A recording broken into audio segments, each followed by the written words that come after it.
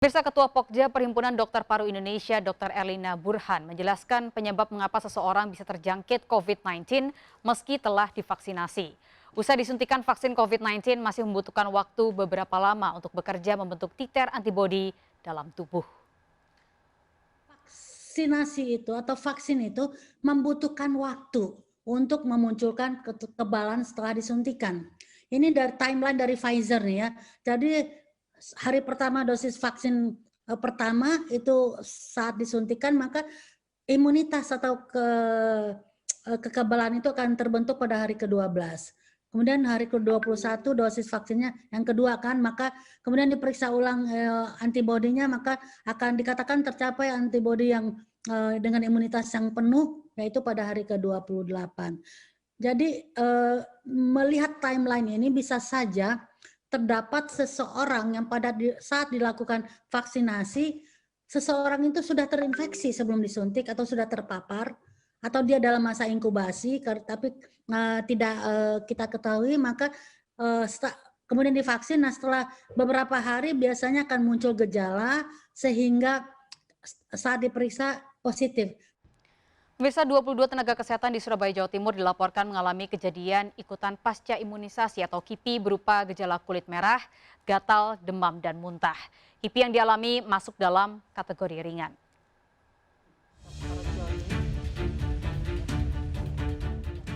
Berdasarkan data Dinas Kesehatan Kota Surabaya hingga Jumat pekan lalu, 22 tenaga kesehatan di Surabaya, Jawa Timur mengalami kejadian ikutan pasca imunisasi KIPI.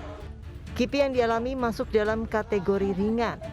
7 orang mengalami ruam di kulit, 5 orang gatal-gatal, 1 orang demam, dan 1 lainnya muntah. Saat ini 3.327 tenaga kesehatan sudah divaksinasi dan 115 tenaga kesehatan harus ditunda vaksinasi karena memiliki komorbid. Screening itu ada 225 kalau tidak salah, dan yang harus ditunda sekitar 115. Rejectnya karena apa? Karena apa, Pak? Ya karena dia punya komorbid, karena dia mungkin usianya ya lebih banyak komorbid ya. Sementara itu pemanggilan tenaga kesehatan untuk mengikuti vaksinasi sudah tidak menggunakan SMS Blast, melainkan langsung diatur Pemkot Surabaya. Untuk tahap pertama, Kota Surabaya mendapatkan jatah sebanyak 33.420 dosis vaksin Sinovac dari Dinas Kesehatan Pemprov Jawa Timur. Dari Surabaya, Jawa Timur, Hari Tambayong melaporkan. Pemirsa, menurut Ketua Komisi Nasional Kejadian Ikutan Pasca Imunisasi Profesor Hingki Hindra Irawan Satari, KIPI lumrah terjadi pada proses vaksinasi. Komnas KIPI selalu mengkaji klasifikasi penyebab spesifik terjadinya KIPI. Warga tidak perlu khawatir karena Komnas KIPI akan menginvestigasi lebih lanjut. Memang ada defek kualitas vaksin. Jadi memang gara-gara cacat produk bisa terjadi kejadian pasca imunisasi. Atau kekeliruan, harusnya disuntik dalam, disuntik terlalu dangkal. Nah ini menjadi hot topic juga ini ya. Ini reaksi kekeliruan. Atau reaksi berkaitan dengan kecemasan. Belum udah disuntik terus pingsan. Itu karena kecemasan yang berlebihan. Karena sebetulnya yang kita takutkan itu anafilaktik shock.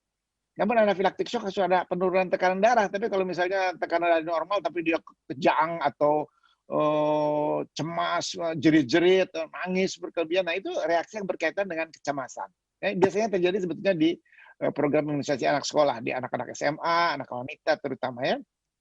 Namun yang terbanyaknya adalah koinsiden. Ini semua dikaitkannya seminggu setelah vaksin terus sakit perut, misalnya diare.